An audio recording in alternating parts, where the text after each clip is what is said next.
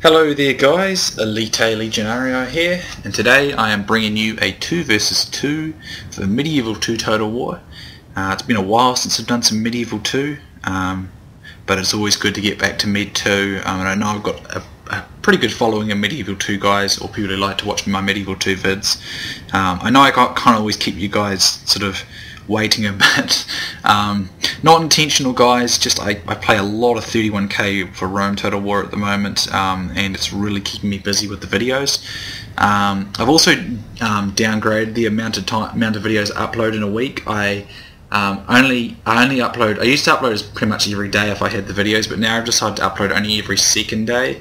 That gives each video 2 days to get views, which I think is better. It means I just get more views per video, which is important because I like to see that my videos are getting more views, because you know I put the effort into the videos and I prefer it to have views. So some of you wondered why my video uploads in a week were lower than usual. That's why. But yeah, I thought I needed to bring you some Medieval 2 Total War, and I've been playing this game a bit more than I was, and I'm getting back into it again. I still love Medieval 2, it's a fantastic game, and this was a really great 2v2 I did. So I'm going to get more Medieval 2 to you at the moment. It's just a matter of getting more videos for them. Anyway, this is a 2v2 on the canyon map. As you can see, the canyon map basically is just a couple of big canyons that run straight up and down the center of the map, which means when you play on the canyon map, it's very good. It's a very good idea if you bring factions that are good at skirmish, good missile units, because it's very likely it's going to be a missile duel for a while. Doesn't mean it will be, but there's a high probability of it. So naturally I choose England. It's not the best skirmish faction per se, it's one of the best, but it's an excellent choice, and I haven't used England for a while, so I felt like using them. I'm joined by the SwedishLandsknekt. He's in command of the Turks. Now again, like me, he's chosen a very good skirmish or missile faction, but Turks are one of the best for that as well. Our opponents are the Byzantine Empire, which is not nearly as good a skirmish faction as either myself or Swedes, so we'll have more trouble on this map. And then we've got in the back here we have Spain, which Spain's can be an excellent skirmish faction if necessary, but then Spain's good at everything. So Spain's always a sound choice pretty much anywhere. We have a look at my army. I have 4 units of retinue longbowmen. Front here, I was expecting my opponent to probably be opposite me, but he's in the back there, so I'll be moving from here in a moment. Then I have 2 units of yeoman archers. So it gives me a total of 6 archers. Now the reason I didn't get 6 retinue longbowmen is because if you get more than 4 of the same unit, it starts to cost extra for that unit. So that's why I've got 2 yeoman archers in conjunction with my retinue longbowmen. Yeomans are excellent as well. Retinue's just a bit better, but yeomans are still excellent. I've cordoned this area off with some stakes in case my opponent was around here to kind of slip around. I was going to try and make him go around the long way, give myself more time to set up a defence against them. For Cav, I have 4 knights hospitaller and a bodyguard, general's bodyguard, which is actually my general. In the case of England, the Cav isn't super great, but it's still decent. And I mean, knights hospitallers, everyone can, pretty much all the Christian nations can get them, and they're always good to get. They're always a useful cav. 2 defence upgrades, it's a solid cavalry all around. Then for my infantry, I have 4 units of dismounted feudal knights. I believe they were upgraded. Yeah, they're upgraded because they got the plate armour. And then I had 2 armoured swordsmen, but these guys were not upgraded. So that's my army. Let's have a look at the SwedishLandsknekt army. I'll just unpause it now, I think. He has 2 Janissary musketeers, I believe. I'm not sure where the second one is though, but I know he has 2 because I made the rules 2. Or he might only have 1. Not sure. Then he's got 4 Ottoman infantry, 4 Saracen militia. Interestingly, he's got some Turkish javelinmen. Never really bothered with these kind of units myself, but I'm pretty sure they're armor piercing, so maybe he's just got an idea just to use them to close support. Then he has, I believe it was, yeah, this is his other Janissary musketeer here. Then he has 3 Nafatoons. That's pretty obvious he'd have those. Then of course, like myself, he uses pretty much a mixture of Alan Light Cav, bodyguards, and he either uses Sipahi Lancers or maybe 1 or 2 Capicula if you've got the money. So that's his Cav. Now you may notice these Ottoman infantry here. Ottoman infantry, now these guys are, in my opinion, they're in field battles at least, not so much in sieges because sieges differ, but in field battles Ottoman infantry are superior in my opinion than Janissary archers. Now Janissary archers do more damage, it's true enough, but these guys have 4 extra melee defense, and when it comes down to a missile duel with 4 extra melee defense, you take a lot harder, they're a lot longer to kill, a lot harder to kill. So these guys are tougher. They don't do quite as much damage when they shoot, but they're not far short of the Janissary archers, where they take a hell of a lot more of a beating. And in the case of Medieval 2, especially when you're fighting against crossbowmen, which is a lot of the time, that matters for a lot. So I personally find in field battles Ottoman infantry are better. I think you find Swedes would agree with me, which is why he's brought them. It differs in sieges where you know, your walls and your towers and all that kind of stuff give you cover, and then that's where I would choose the Janissary archers because they got the stakes as well, more useful in that regard. But in the field like this, I'd choose the Ottoman infantry every time. They're cheaper too, so it allows you to buy other things. Let's have a look at our opponents. We have Takenbr. He's in command of the Byzantine Empire. He has, I believe, mixture of cataphracts and laticon. Then we have Byzantine Guard archers, dismounted laticon, Varangian Guard, dismounted Byzantine lancers. A pretty huge mix of infantry there, and not really a lot of archer units. Then we have MikelZeplin. This guy's one of my friends on Steam. Nice guy, good player, and a good sport. He's playing Spain, knows their power and their toughness, so always a good choice. So he's got 4 units of conquistadors for Cav, a general's bodyguard. I believe he's got some peasant archers. I don't really know what that's about. Maybe it was just I think it's one. Maybe he's had some excess money, I would say. He's got a few puppies crossbowmen, and I think he had 1 or 2 musketeers. He's got 2 musketeers, and then he's got 1, 2, 3, 4, 5. I think 6. Sorry, might be 4 or 5 dismounted conquistadors, and then some dismounted Chevrolet knights. I'm now going to attack on this side. So at this stage, I am shifting my army over this way to come and reinforce Swedes, and I'm going to come and deploy around here, down on this flats. So we're going to take a defensive role though, because in my opinion, this map is easier to work defensively, so you need to play to your terrain to strengths basically. And we've got excellent and quite large skirmish contingents. I mean, Swedes has got probably 10 skirmish units. I've got about 6, so we've got a huge skirmishing contingent, so we might as well use it. So no point in rushing into a melee battle or going into a big fight right away. We'll work a more defensive role and fight that way. I seem to have missed these 2 tertio pikemen as well that MikelZeplin has. He's going to screen his musketeers with them, which is always a good idea because he can always retreat behind his pikes from enemy cavalry. Although in this fight, because of the terrain, it's not likely we're just going to go charging straight at the front. It's going to be around the flank. So I think I can probably get a better look at the Byzantines here. So let's see. Just a mixture of Laticon and Varangian Guard. Got some peasants as well. They should be up front being a meat shield though. Very big infantry army. I mean, infantry is the greatest asset of the Byzantines. It is all some pretty good infantry there.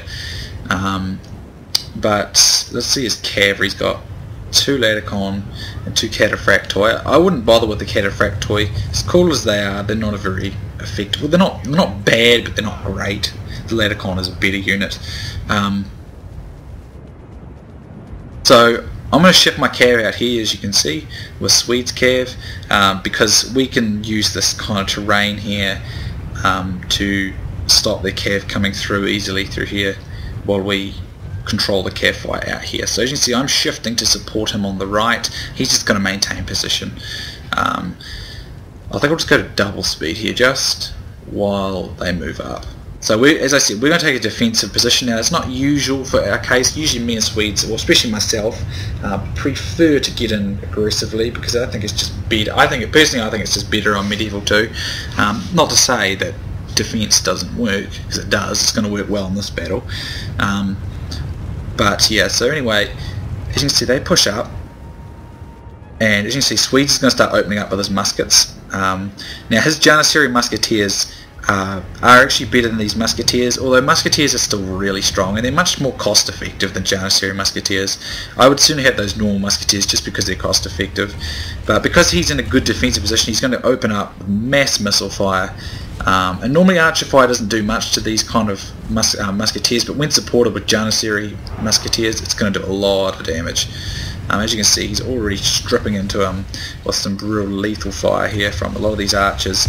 And as you can see, he's opening up with his muskets. He's just going to take his time doing that. He gets the first volleys, which gives him the edge, and he's going to be pretty lethal.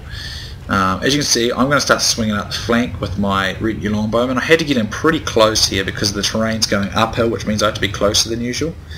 So I'm going to start opening up on my opponent's infantry here while it's moving. Now, unlike most archers, English archers have armor-piercing arrows, so I am really good for shooting heavy infantry or heavy cavalry, which is going to be very, very good in this particular battle. So I'm just going to open up into these Byzantine units here, and I'm trying to make him feel like he has to do something. Like he can't sit around. He either has to react and play defensively, or he has to charge me. Either way, it's good for us. So he comes forward with his cavalry here in an attempt to get my archers, which is fine. I open up with fire arrows at this stage because fire arrows are going to reduce his morale, and I want to try and quickly get cavalry dominance for our side. So I'm going to charge 2 of my hospitallers forward, and then we're going to dump fire arrows in. Swede is going to support this as well with his Allen Light Cav, his other Cav, and we're going to quickly charge in here. The enemy allied Cav is too far behind. Fire arrows are coming in on their flank, coming through here. As you see, they're already wavering very rapidly, and the enemy start opening up with some fire arrows as well, but as you can see, that cav automatically routed that quickly because we had overwhelming numbers and fire arrows. So the Byzantine player charges forward. He's become way too hasty because he didn't have to be this hasty, but he's become this hasty because of the pressure we put on him, and he's reacted.